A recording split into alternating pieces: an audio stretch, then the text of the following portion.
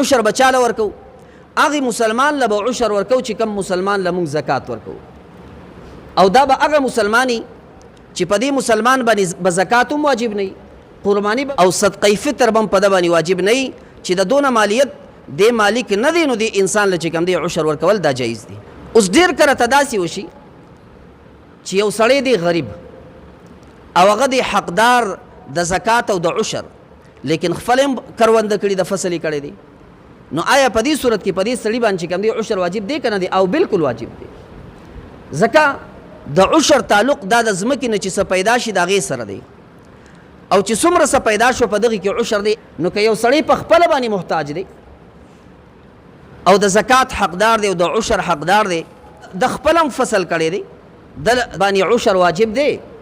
او د خپل عشر دی په خپل باندې نشي اخیستی ځکه د عشر دپاره هم تملیک ضروري دی لکه څنګه چې د زکات په مال باندې به تو هغه چاله ورکوي چې هغه تو مالک جوړ کړي د زکات په مال باندې څوک جومات نشي جوړولی لاره نشي جوړولی د مړي دپاره پې کفن نشي اخیستی د مړي دپاره قرض نشي ادا کولی دی به هغه څیز په دې باندې ادا کوي چې دی په هغې باندې یو څوک مالک کړي.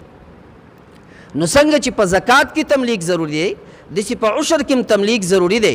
نو په دغه صورت کې چې د غریب له دا کم پیداوار وشو